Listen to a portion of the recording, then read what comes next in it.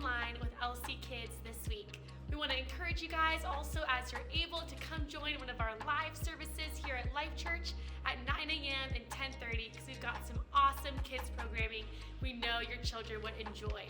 We also want to encourage you guys, as you're at home, to continue your child's discipleship through our family resources page on our website and also through downloading the Parent Q app, which has got tons of great activities that go along with our Bible lesson each week. So with that, we hope you guys enjoyed this week's Bible story.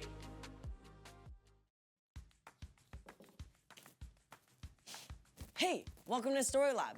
This week, we're talking about forgiveness, while we take a look at the story of a man who found himself far from home.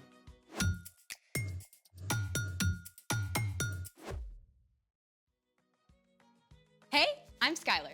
And I'm Sebastian, We're talking about forgiveness. which is deciding that someone who has wronged you doesn't have to pay. What's that? I thought I tried my hand at a little sketch for today's show. Can I see it? It's not good. Please. I mean, It looked really good from what I saw. Can I see it? okay. The fig is really cute.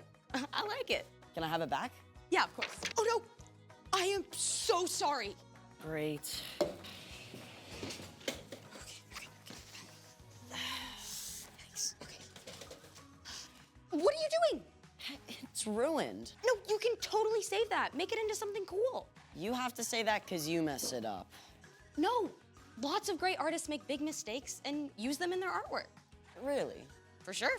In fact, I know one of them. Her name is Whitney, and we're gonna talk to her right now. Did you plan this? Happy accident. Hey, Whitney, come on in. Hey. Hi. Good to see you. Yes, you too. Thanks for coming on the show. Thanks for having me. So, why don't you tell everybody a little bit about what you do? Sure, I am an artist. I draw and I paint. I also do some cut paper animation. I've been drawing and painting since I was a little girl. That's awesome. What do we have here? Right, so I like to draw from observation. This is candy, and that I had lying around my house, and a plant, and also trees. I love drawing trees in different seasons. These are amazing. What got you interested in art? Well, I've always loved to draw and paint, but when I was in high school, my art teacher laughed at me because I couldn't read a ruler. And she said, "You're gonna be an art teacher," and that is exactly what I did. Yeah, I mean, whenever I like to paint, it always turns into some unrecognizable colored blotches. Well, I made a lot of mistakes too when I first started painting, and I still struggle with how to create what I see in my imagination. So, what do you do with your mistakes? Well, I like to say that I repurpose them. Take this, for example. I was using my hot glue gun, and it dripped all over this canvas I was already working on. Honestly, it still looks pretty cool to me, but I get what you mean. So, how will you repurpose that? I've got a few ideas. Can I show you later? Absolutely. In the meantime, it's time for... The story before the story. Today, we're in Luke. But before Luke, in the very beginning, out of a deep, deep love, God made an amazing world. But when people turned away from God, the world was broken. God made a plan to draw people back into relationship. So, at the right time, God sent a tiny baby to be born in the small town of Bethlehem. God's very own son, Jesus. When Jesus grew up, he began to travel from town to town, teaching and healing. Often when Jesus taught, he spoke in parables or stories using everyday things to help people understand spiritual truths. Which is where our story starts. Take it away. Hey everyone, I'm Chloe. Hi, Chloe. One day, while Jesus was teaching, a group of tax collectors and others who were considered outcasts gathered around Jesus. The religious leaders were totally shocked by this. This man welcomes sinners and riffraff. He even eats with them. Jesus turned to the leaders and invited them to listen too. He spoke to them in parables, or stories, one about a lost sheep and one about a lost coin. The third story was about a lost son. There once was a wealthy man who had 2 sons. The youngest son was totally fed up with living at home. He hated having to do what his dad said and trying to live up to his perfect big brother. So, he did something extreme. Give me my share of all your money. Now, this was really rude, but it's even worse than you might think. Usually, family money would only be passed on to children after the father died. So it's like the younger son was saying he wished his father was dead. Even though the father must have been terribly hurt, he divided up his property and gave a share of the money to the younger son. I'm in the money. Woohoo, the sky is sunny.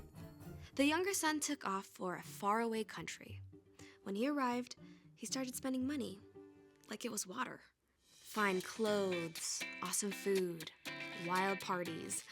The younger son lived it up, big time. But you can guess what happened. The money ran out. And right about that time, a famine hit. It was hard to find food, even if you did have money. The younger son was stuck, so he went to work for a pig farmer. The younger son was so desperate, he actually wanted to eat the disgusting pig scraps. The sharp hunger in his stomach woke him up. At home, my father's servants have more than enough food to eat. But I'm dying from hunger. The younger son started to form a plan. I'll go home to my father. I'll say to him, Father, I have sinned against heaven, and I have sinned against you. I am no longer fit to be called your son. Make me like one of your hired servants. Yeah, that's it. So the younger son set off for home. He was tired and weak, and the journey seemed to take forever. But at last, he neared home. I'm no longer fit to be called your son. But while the son was still a long way off, his father saw him. The father's heart was filled with love. He ran to his son and threw his arms around him and kissed him. Father, I have sinned against heaven and against you. I am no longer fit to be called your son. But the father called out to the servants. Quick, bring the best robe and put it on him. Put a ring on his finger and sandals on his feet. Bring the fattest calf and kill it. Let's have a feast and celebrate. This son of mine was dead, and now he is alive again. He was lost, and now he is found. In no time at all, the younger son was dressed in fresh clothes instead of rags, and found himself the guest of honor at a feast. His head must have been spinning. But meantime, we can't forget the older brother. The whole time his kid brother was out living wild and wasting money, the older brother was working hard for their father. The older brother had been out in the field all day, so when he came home to the sounds of music and dancing, he was shocked. He called one of the servants. What's going on? Haven't you heard? Your brother came back. Your dad's so excited, he killed the fattest calf for a party. What? You should come in. Your father's looking for you. Let me think. No. Just think what you'd feel like if you were the older brother. This whole thing was so unfair. When the father came out and begged his older son to come in, the son let him have it. Look, all these years, I've worked like a slave for you. I have always obeyed your orders. You never gave me even a young goat so I could celebrate with my friends. But this son of yours wasted your money on crazy things. Now he comes home, and for him, you killed the fattest calf. The father looked on his older son with the same love he gave his younger son. My son, you are always with me. Everything I have is yours.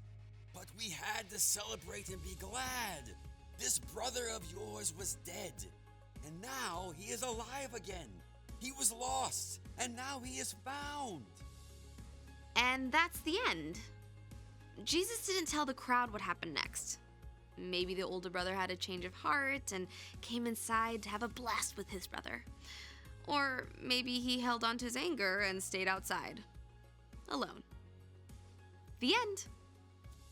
Wow, there is a lot going on in that story. Yeah, sometimes I get the younger brother. Sometimes I want to do what I want to do. But then also sometimes I feel like the older brother, and I want everything to be perfectly fair. They both needed forgiveness. The younger brother for being hurtful and making really poor decisions. And the older one for being angry and bitter. So, what's our part in the story? Well, the father forgave both his sons. He forgave the son who did big, bold, awful things, but he also forgave the son who did everything right on the outside, but had a hard, bitter heart. And God is just like that father. God is always ready to forgive you for what you've done, no matter how big or small. If you go on a website that your parents specifically told you is off limits. Or you had a rotten attitude when your mom asked you to do something. If you lie about brushing your teeth, No matter what, you can always come back to God and know that God will forgive you. Just like the younger son. And the older one, too. knowing God will forgive you is never an excuse to try getting away with something. You will only hurt yourself and others. But you can have absolute confidence that God will always welcome you back, no matter what. It's the most amazing news ever. You got that right. See you next time. Bye, Chloe. So here's the thing. God will always forgive you. Yeah, God is like a master artist. He takes our messes and mistakes and turns them into something beautiful. Speaking of which, Hey there. hey, we're so excited to see what you did with your mess up. Well, here you go. Wow. I took my hot glue gun and I added more hot glue and then I turned it into flowers. It looks like you did it on purpose. Hey, thanks for hanging out with us today and showing us your process. My pleasure. See you guys next time. Bye, Whitney. She really inspired me. Hey, let's see your sketch. See how your mistake turned into something amazing? Yeah, thanks for joining us in the Story Lab. See you next time.